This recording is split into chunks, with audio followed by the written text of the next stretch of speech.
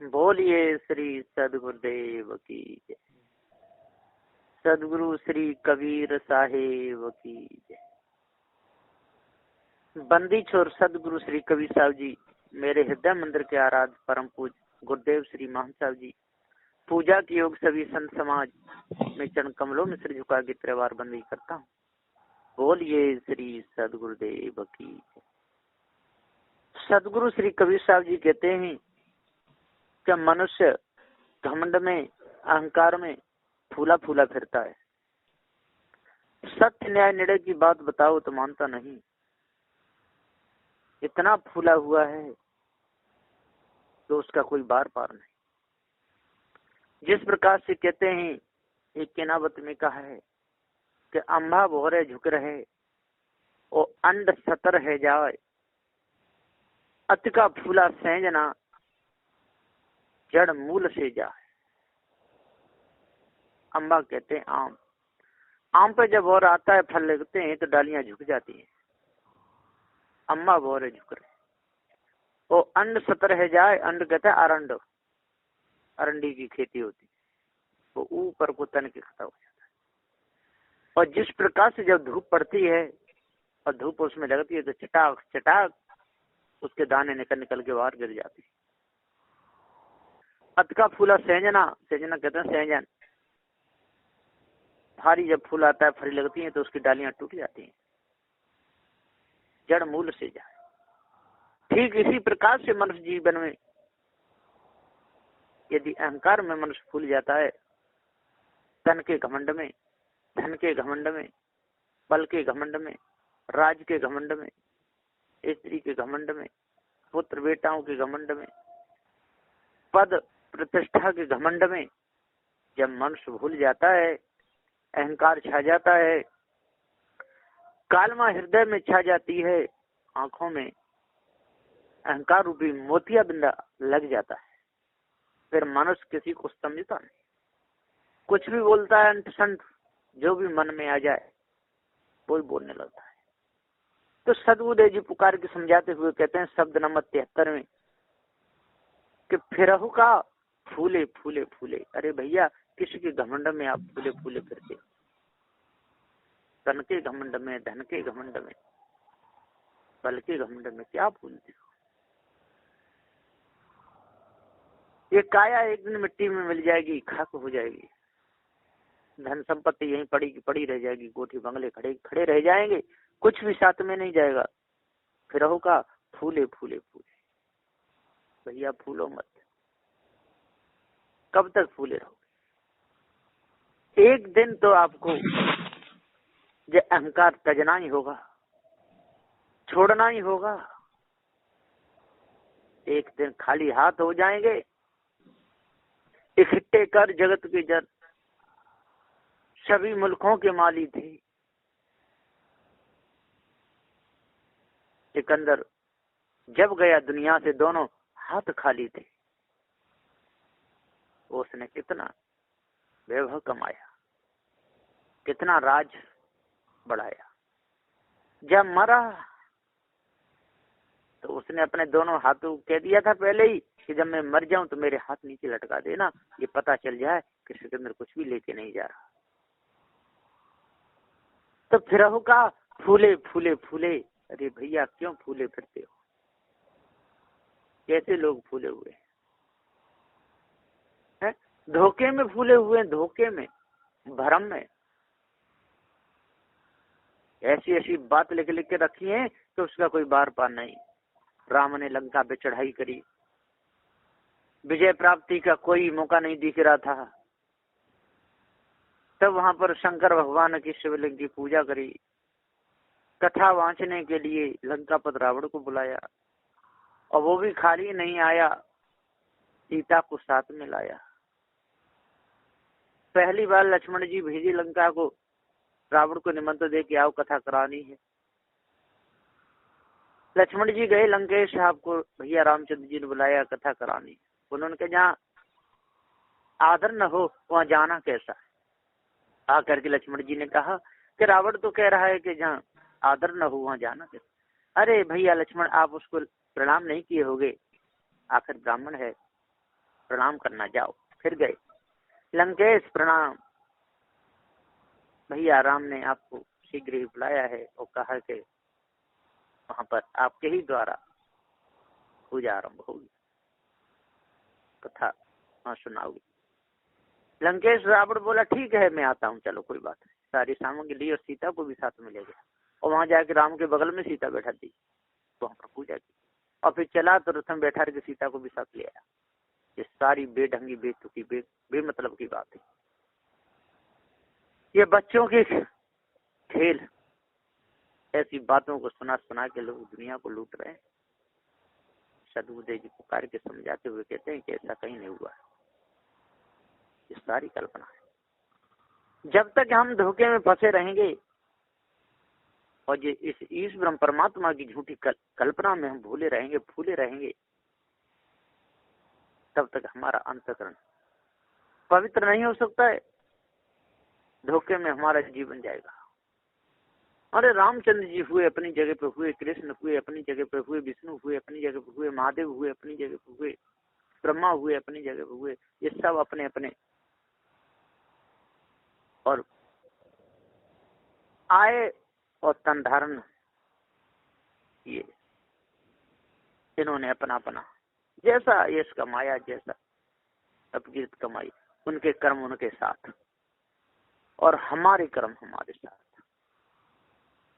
उनका बखान करते रहना, उनके कर्मों को बताते रहना, उनके गुण गाते रहना, भैया आपको क्या मिलेगा? किसी की भैंस 20 लीटर दूध देती हो, उसके भैंस का कोई भजन करता रहे कि भैंस 20 लीटर दूध देती है, भैंस भैंस, तो आपको क्या मिलेगा? एक बूंद भी दूध नहीं मिलेगा। एक बूंद भी दूध नहीं मिल सकता है। किसी के बगीचे में आम लगे हों और उस बगीचे का भजन करते रहो, फलाने के बगीचे में इतने आम लगे, बहकाने बगीचे में इतने आम लगे, एक भी आम नहीं मिलेगा, कुछ भी नहीं मिलेगा। किसी की कोठी बनी हो बहुत अच्छी, करोड़ों की, सारी सुख सुविधा हो और कोई माला लेकर उस कोठी का नाम जपने लगे, उस कोठी का जरा भी सुख नहीं मिलेगा, है ना। बैंकों में इतने पैसे जमा हैं, यदि कोई बैंकों के नाम लेकर के माला लेकर के भजन करता है, उसको एक पैसा नहीं मिलेगा। इसी प्रकार से अनाजों का नाम लेकर के कोई भजन करता रहे तो अनाज नहीं मिल सकता। इसी प्रकार से राम का नाम लेकर के, कृष्ण का नाम लेकर के, किसी का भी नाम लेकर के यदि कोई भजन करता है और धोखे में भूला हुआ है, उसको एक दाना भी मिलने वाला नहीं, कुछ भी नहीं मिलेगा धोखे में, और पूरा जीवन चला जाएगा। सदगुरुदेव जी पुकार के समझाते हुए कहते हैं कि हे भाइयों, हे ज्ञानियों, 4 वेद 6 7 18 पुराणों के ज्ञाता हो, जपी तपी सन्यासी हो, यदि आज आपके नेत्र खुल गए और आप जग गए तो समझ लो सब कुछ हो गया। लेकिन आप लोग सोते हैं, दूसरों को भी सुला रहे हैं। आप लोग धोखे में हैं, दूसरों को धोखे में डाल रहे हैं। अपने अपने कर्मों का फल सबको भोगना पड़ा, चाहे वो राम हो, चाहे कृष्ण हो, चाहे विष्णु हो, चाहे कोई हो। इसी प्रकार से हम लोगों को भी अपने अपने कर्मों का फल भोगना पड़ेगा जरूर। कर्म किसी को छोड़ेगा नहीं, कर्म सबको पकड़ेगा। इसलिए कर्म करते समय ध्यान दो, किसी का गला नहीं कट जाए, कोई हमसे दुख नहीं जाए, कोई रो नहीं जाए, किसी को संकट दुख नहीं पहुंच जाए। यदि सहायता करने पर भी यदि कोई दोष लगाता है तो हमारा कोई दोष नहीं, लेकिन अपनी तरफ से किसी को कष्ट दुख नहीं देना चाहिए, किसी को नहीं काटना चाहिए। इस ब्रह्म परमात्मा को चित्त मन बुद्धि वाणी से परे बता करके उसकी प्राप्ति होगी। ऐसे भ्रम में डालने वाले मायावी गुरबा लोग स्वयं धोखे में है, दूसरों को धोखे में डाल है। सदगुरुदेव जी पुकार के कहते हैं, चेतन जीव अजर अमर अखंड तुष्ण स्वरूप है, इसके ऊपर कोई इस ब्रह्म परमात्मा नहीं। सदगुरुदेव जी कहते हैं कि जब 10 मास ऊर्ध्वमुख होते 100 दिन काहे को भूले। ये 2 नंबर की चौपाई में सदगुरुदेव जी कह रहे हैं, शब्द नंबर 73 में, कि जब 10 मास ऊर्ध्वमुख होते, अरे भाई आप 10 महीना 9 महीना माँ के गर्भ में लटके रहे। इसी प्रकार से सब बच्चे आते हैं, 100 दिन काहे के भूले, अरे उन दिनों को भूलो मत, वो नरक में लटके थे आप। 4 तत्वों से शरीर बना हुआ है, माता पिता के विषय द्वारा आप पहुंच गए माँ के गर्भ में।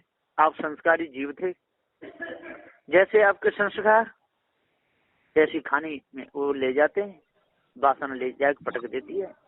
अब उन दिनों को आप क्यों भूले हुए हो? हैं? अब नरक के कीड़े बाहर आकर के सफाई हुई, मन बुद्धि विकसित हुई, शरीर बड़ा हुआ, तब ये आपको पता चला कि सार क्या और सार क्या है।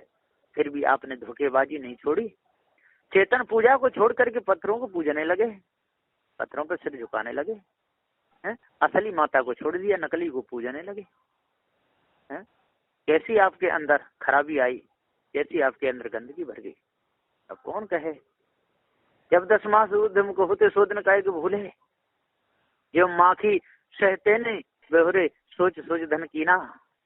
चौपाई नंबर 3 में सदगुरुदेव जी कह रहे हैं कि जो माखी सहते नहीं बेहुरे, माखी शहद को कर करके लाती है, उसको छोड़ना नहीं चाहती, वहीं पर चिपटी रहती है, सोच सोच धन कीना। और कितना बान चेंज करके ला ला करके फूर से और ये इकट्ठा किया था शहद। और जो मक्खी मार आते हैं शहद को निकालने वाले, मक्खियों को हटा करके जला करके सारे शहद को ले जाते हैं, कुछ भी नहीं रहता है। ठीक इसी प्रकार से जो माँ की सहते नहीं बेहरे, इस शहद के समान विषय वासना, भ्रम भूल कल्पना, मोह मता आसक्ति, पुत्र पुत्री, स्त्री का मोह, पुत्र का मोह, धन का लोभ, ये सब शहद के समान है। जो माँ की सहते नहीं बेहरे, छोड़ना नहीं चाहते, भैया हमको फुर्सत नहीं है, सत्संग के लिए फुर्सत नहीं है ना, और क्या करें, मरने तक की फुर्सत नहीं है। हाँ, अब बताइए, क्या पेशाब करने नहीं जाता होगा, तब फुर्सत कहाँ से आती है? क्या संडास नहीं जाता होगा, नहाता धोता नहीं होगा, भोजन नहीं पाता है, क्या शब्द मुख से बात नहीं बोलता है, तब इतनी फुर्सत कहाँ से आती है? अच्छे कर्म काम के लिए फुर्सत नहीं है ना, और गंदे काम के लिए बहुत बड़ी फुर्सत है। सदगुरुदेव जी पुकार के समझाते हुए कहते हैं कि जो माँ की सहते नहीं बहुरे, सोच सोच धन कीना, और सोच सोच करके खूब खिट्टा कर लेता है, और एक दिन काल बलि का तमाचा लगता है, प्रारब्ध पूरा हो जाता है और शरीर छूट जाता है, कुछ भी साथ में नहीं जाता, धोखे में पूरी जिंदगानी चली जाती है। जिंदगानियां बीत गई धोखे में, सारी उम्र बीत गई धोखे में, धन संपत्ति साथ गई ना, जिंदगी लुट गई धोखे में, जिंदगानियां बीत गई धोखे में, सारा जीवन धोखे में बीत गया, कुछ भी साथ में नहीं रहा। सदगुरुदेव जी चौपाई नंबर 4 में कहते हैं, मुए पीछे लेव लेव करें सब भूत, रहन कस दीना। सदगुरुदेव जी पुकार के कहते हैं, कितना भी धन कमा लो, कितना भी संपत्ति इकट्ठी कर लो, कितने भी कोठे बंगली बना लो, मुए पीछे लेव लेव करें सब भूत, रहन कस दीना। उसको रहने नहीं देंगे, सब बांट लेंगे। इसी प्रकार शरीर जब जंगल में छूटेगा तो मुए पीछे लेव लेव करें सब, जैसे शरीर छूटेगा और जब मुर्दा पड़ा रह जाता है, उसमें गंध आती आती है, तो समझ लो जंगली पशुओं के लिए वो एक पके हुए एक कचरी होती है फूट, उसके समान है, एकदम पके हुए खरबूज के समान, पके हुए तरबूज के समान, एकदम टूटते हैं और नेक देर में मांस को खींच ले जाते हैं, बोटी बोटी बखेट देते हैं। सदगुरुदेव के मुँह पीछे ले ले करे सब बहुत रहन कस दीना। ठीक इसी प्रकार से मुँह पीछे सब ले ले कहते हैं, भैया ये भी बांटो, ये भी बांटो, खेती बांटो, मकान बांटो, घर की संपत्ति बांटो, सोना बांटो, चांदी बांटो, तो बांट बांट करके सब बर्बाद कर देते हैं। सदगुरुदेव जी पुकार के समझाते हुए पुकार करते हैं, भैया जैसे तेने कर्म किए हैं तैसा तुझे अब जाके फल मिलेगा, इसलिए इस मनु जन्म में आकर के और अपने आप को जानो। सदगुरुदेव जी आगे कहते हैं चौपाई नंबर 5 में कि देहर लो बरनार संग है, आगे संग सुहेला।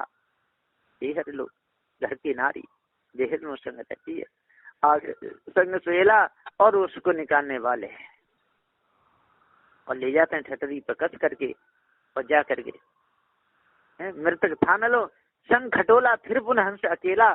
6 नंबर की चौपाई में सदगुरुदेव कहते हैं कि मृतक थान लो संग खटोला, मृतक थान लो सब खटोला के साथ में जाते हैं, ठटरी के साथ में जाते हैं, फिर पुनः हंस अकेला, फिर अपने अपने घर को और सब चले जाते हैं। और अध्यासी जीव जैसा अध्यास होता है तैसी खानी में जाकर के भटक जाता है, पंडित छोर सदगुरुदेव जी पुकार के कहते हैं वर्तमान में जिसकी जैसी आदत हो वहां पर जाता है, इसी प्रकार से जिसकी जैसी आदत बन गई, जिस खाने का संस्कार बन गया तो उसी में उसको जाना पड़ता है।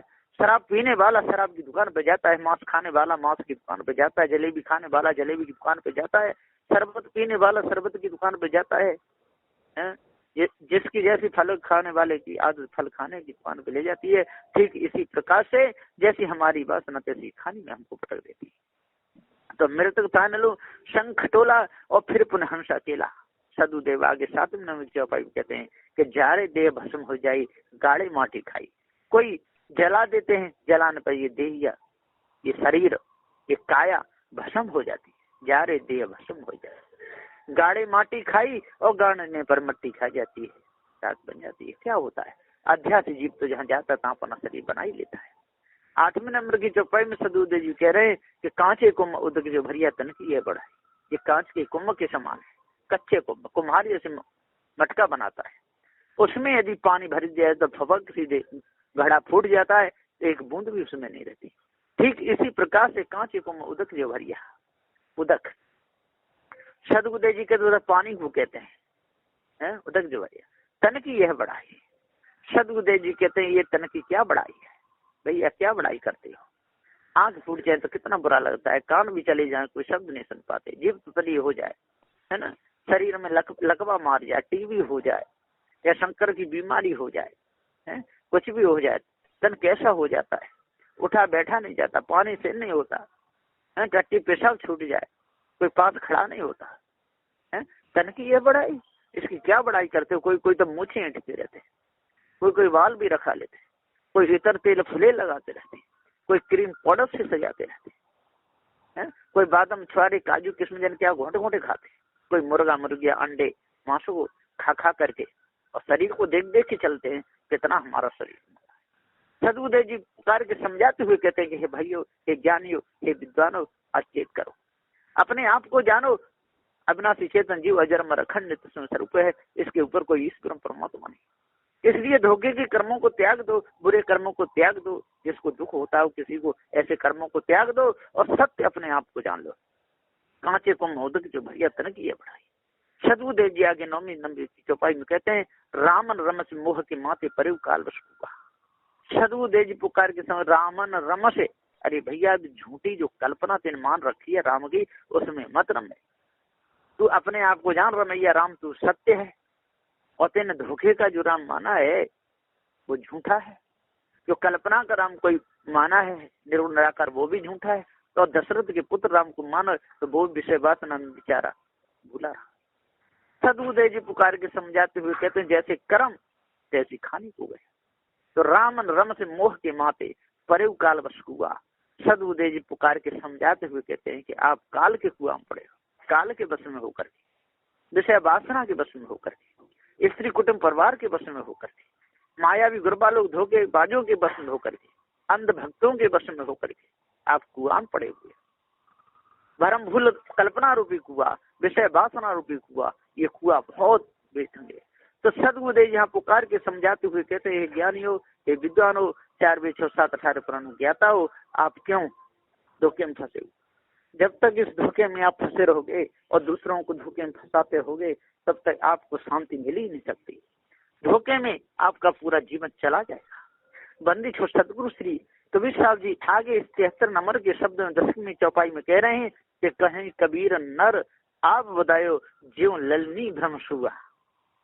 मनुष्य आप किस प्रकार से बधे हुए हो, जिस प्रकार से नलका में सुआ बध जाता है ना, कोई लाल मिर्ची बांध देता है, कोई लाल रंग लगा लेता है। लाल मिर्ची बहुत प्रिय होती है सुआ को, और जैसे ही जाकर के तोता बैठता है नलका पे, नलका घूम जाती है, नलका घूम जाती है, वो पकड़ लेता है, वो समझता है कि किसी ने पकड़ लिया, और नीचे वो पानी भर के रख देता है। उसे लगता है कि छोड़ूंगा तो समझा के डूब जाऊंगा, बहुत नीचे जा करके गिरूंगा, ऐसा उसे भ्रम हो जाता है तोते को।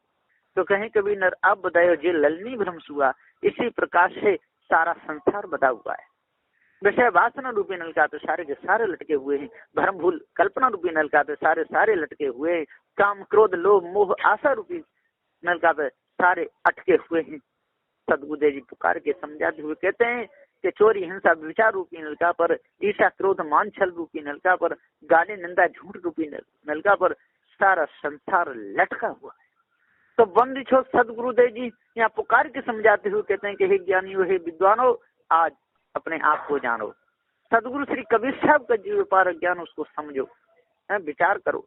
यदि आप विचार करोगे तो ये चारों वर्णों का जो घमंड अहंकार आपके अंदर भरा हुआ है निकल जाएगा, ये गिलानी आपके अंदर से निकल जाएगी, ये कालमा आपके अंदर से हट जाएगी। ना कोई ब्राह्मण है, ना कोई क्षत्रिय है, ना कोई वैश्य, ना कोई शूद्र, है ना। ये तो सारी व्यवस्था बनाई थी मनु महाराज जी ने, है ना, समाज को चलाने के लिए।